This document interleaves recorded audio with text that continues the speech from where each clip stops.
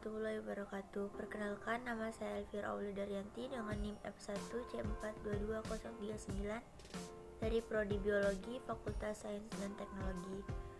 Baiklah, di sini saya akan memenuhi tugas ujian akhir semester dari dosen pengampu Bapak Ade Andriadi, SSI, MSI.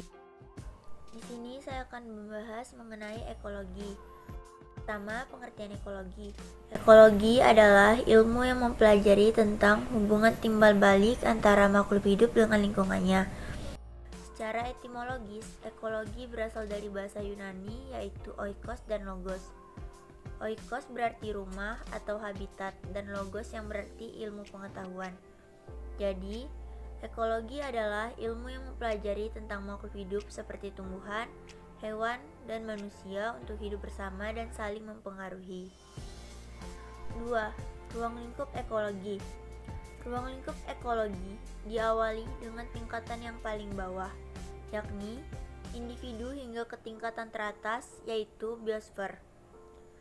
Jika diurutkan, maka ruang lingkup ekologi meliputi yang pertama individu. Individu merupakan makhluk hidup tunggal yang tidak bisa dipisahkan. Contohnya, seorang manusia, seekor kambing, dan sebuah pohon. Yang kedua ada populasi. Populasi adalah kumpulan individu yang sejenis dan hidup di suatu daerah tertentu. Contohnya, populasi semut. Yang ketiga, komunitas. Komunitas merupakan kumpulan populasi dari berbagai jenis organisme yang berkumpul di suatu daerah tertentu. Contohnya, komunitas kolam yang terdiri dari populasi teratai, populasi ikan, dan populasi hewan di sekitarnya. Yang keempat, ekosistem. Ekosistem merupakan suatu kelompok yang memiliki ciri khas dan terdiri dari beberapa komunitas yang berbeda. Contohnya, ekosistem hutan, ekosistem air tawar, dan ekosistem air laut. Yang kelima, ada biosfer. Biosfer merupakan lapisan bumi di mana ekosistem berada. Kira-kira letak biosfer mencakup 900 meter di atas permukaan bumi, beberapa meter di bawah permukaan tanah, dan beberapa ribu meter di bawah permukaan laut. 3. Asas ekologi. Asas ekologi dibagi menjadi 5. Asas pertama dalam ekologi adalah energi yang ada di setiap organisme, populasi, komunitas, atau ekosistem dianggap sebagai energi yang disimpan atau dilepas. Artinya, energi bisa diubah bentuknya, tetapi tidak bisa hilang atau diciptakan. Contohnya, tumbuhan memproduksi makanan berkat sinar matahari. Kemudian, makanan itu dikonsumsi oleh makhluk hidup lainnya, seperti hewan atau manusia. Makanan tersebut berubah menjadi energi dan terlepas ke udara. Asas kedua. Asas kedua dalam ekologi adalah tidak ada sistem pemanfaatan energi yang efisien. Artinya, tidak semua energi bisa dimanfaatkan untuk melakukan sesuatu.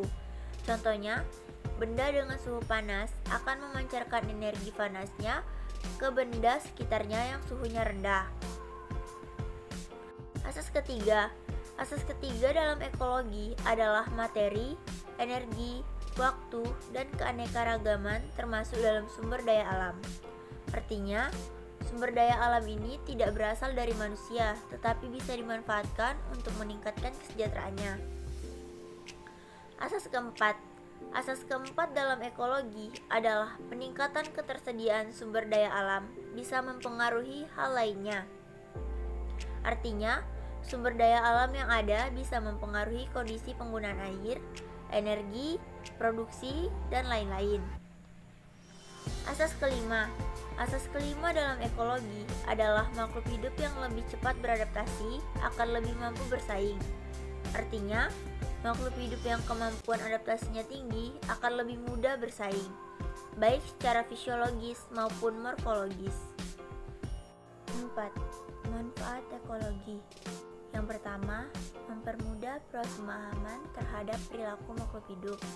Contohnya, sistem sonar yang dimanfaatkan oleh kapal selam Sistem ini diadaptasi oleh sistem sonar milik lumba-lumba. Yang kedua, mencari tahu peran manusia di lingkungannya.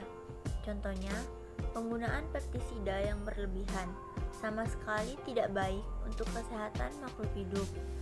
Yang ketiga, mengetahui keanekaragaman hayati. Contohnya, dengan mengetahui mana tumbuhan yang bisa dikonsumsi dan mana tumbuhan yang berbahaya bila dikonsumsi. Yang keempat, memanfaatkan sumber daya alam secara lebih bijak. Contohnya, karena kita tahu bahwa minyak dan gas bumi bisa habis sewaktu-waktu, manusia bisa berinovasi dengan memproduksi bahan bakar jenis lainnya. Baiklah, sekian pemaparan materi mengenai ekologi dari saya. Terima kasih. Wassalamualaikum warahmatullahi wabarakatuh.